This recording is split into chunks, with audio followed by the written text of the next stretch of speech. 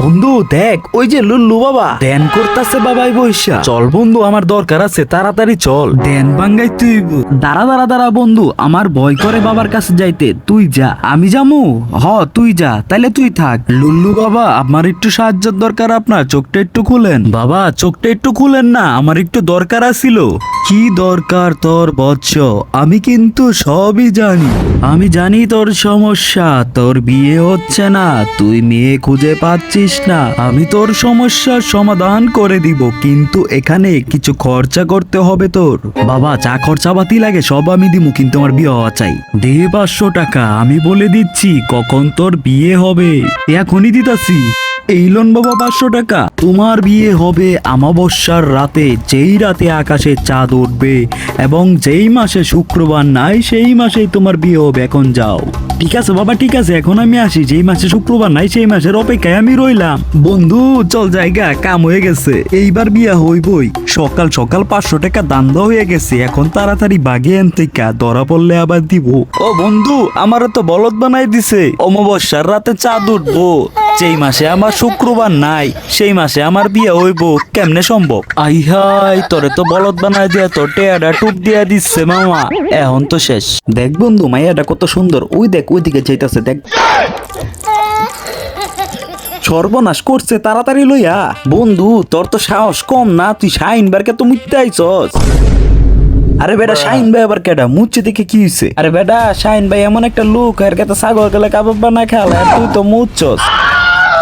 বন্ধু ওই যে শাইন ভাই আইতাছে, দৌড় দে, আজকা তোরে খাইছি। তোর এত বড় সাহস, তুই আমার খেতে মুচ্ছস? তুই যে মুইতা তো হইছস, আমার ক্ষেতের মতে এখন মুচ্ছা দিয়াবি। ভাই খালি তো মুচ্ছি, হাইগা তোর থই নাই। তুই তো বেটা মুইতাই তো হইছস, হাইগা থইলে তোর পিছন দিয়ে বাস দিতাম আমি। আরে আমার বন্ধুরা মনে হয় এসে গেছে। সারপ্রাইজ! আই বন্ধুরা, তোরা সবাই ঘরের ভিতরে আয়। কিরে বন্ধুরা, গিফট আনছস আমার জন্য? দেখ কি গিফট আনছস। না বন্ধু এখন না, আমরা যাওয়ার পর পরে তুই দেখবি। ঠিক আছে বন্ধু, এখন না, আমি পরে দেখমুনি, এখন আমরা আনন্দ করি। আরে কেকের উপর বাতিটা জ্বলতাছে না, এই তো চলে গেছে। Happy birthday to you, happy birthday to you. নে বন্ধু তুই একটু কেক খা। আরে নে বন্ধু তুই একটু কেক খা। আরে বন্ধু তুই একটু কেক খা। বন্ধুরা আস্তে ধীরে আরামসে খা, এরপর আমার জন্য তোরা দোয়া করিস। আচ্ছা বন্ধু যা, তাহলে আবার আসিস, দেখে শুনে যাস। বন্ধু আসি তাহলে, তুইও ভালো থাকিস, আল্লাহ হাফেজ। বন্ধুরা চলে গেছে, তো দেখি কি গিফট দিছে আমাকে। বক্সটা তো দেখতে ভালোই লাগতেছে। রে এত সুন্দর করে প্যাকেট করার কি দরকার আছে? প্যাকেট খুলতে দম বেরিয়ে যাচ্ছে, এই তো শেষ। ইট! বন্ধুরা আমার ইট ধরাই দেয়া চলে গেছে, এই জন্য তো বলছে বক্সটা পরে খুলিস। আমার কপালে মনে ইডি ছিল।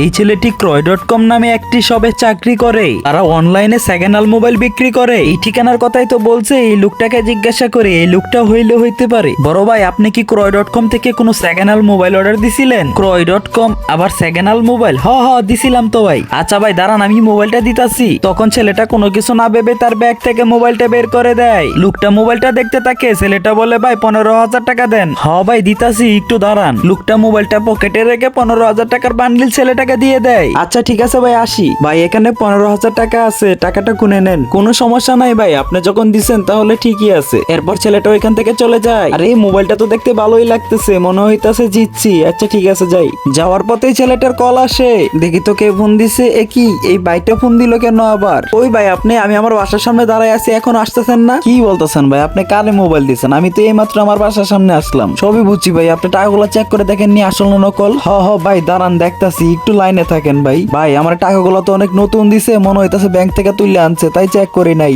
আই হাই, আমার তো ধরাই দিছে। ও ভাই রে, এখন তো আমার চাকরি যাইবো, কি করবো আমি? আচ্ছা ভাই আপনি থাকেন। এইটা কোনো কথা? মোবাইল বিক্রি করতে এসে ছেলেটা কট খেয়ে গেল। ভাই তুমি তো সেরা অ্যাক্টিং করছো, জিনিসটা সেই পেয়ে গেলাম। আমাগো প্ল্যানিং তো সাকসেসফুল হয়ে গেল। ও জাদুকর খেজুর গাছ, তুমি যদি আমাকে কিছু টাকা দিতে তাহলে আমি আমার পরীক্ষার ফিসটা দিতে পারতাম, আমার অনেক উপকার হতো। ঠিক আছে আমি তোমাকে টাকা দিচ্ছি। কোডটা বলো। সৃষ্টিকর্তার কি সৃষ্টি, খেজুর গাছ থেকে পরে টাকার বৃষ্টি। এই নাও টাকা। খেজুর গাছ থেকে টাকা পড়তাছে, এটা কেমনে সম্ভব? সৃষ্টিকর্তার কি সৃষ্টি, খেজুর গাছ থেকে পরে টাকার বৃষ্টি। তুমি তো এই গাছে টাকা পাবা না, কারণ তুমি সৎ মানুষ না। কেন, কি করেছি আমি? কিছুক্ষণ আগে ছেলেটাকে মেরে টাকা পয়সা সব নিয়ে নিছো। এ আল্লাহ, জাদুকরি খেজুর গাছের উসিলা তুমি আমার কয়টা টাকা জোগাড় করে দিছো পরীক্ষাটা দেওয়ার জন্য। ওই তো ছেলেটা টাকা গুনতাছে, এখন আমি সব টাকা ওর থেকে কেড়ে নিব। এরপর তুমি ছেলেটার উপর হামলা করো, ছেলেটার সকল টাকা তুমি কেড়ে নিয়ে চলে যাও। তোমার কারণে ছেলেটা পরীক্ষার ফিস দিতে পারলো না, আর তুমি আশা করো আমি তোমাকে টাকা দিব? কখনোই দিব না। তারপর কি হলো দেখার আগে তুমি যদি আল্লাহ আকবরকে ভালোবেসে থাকো একটি লাইক আর সাবস্ক্রাইব করে দিও। যদি তুমি শয়তানকে অনুসরণ করে থাকো তারপরে কমেন্ট বক্সে আল্লাহর নামটি লিখতে বলো না। ঠিকই বলছো, আমি তো বালা না, আমি খারাপ। তোমার গাছ থেকে যখন আমি টাকা পাবোই না, তাহলে তোমার গাছই আমি কেটে ফেলে দিব। না না না, কেটো না, আমি তোমাকে টাকা দিচ্ছি, এই নাও টাকা।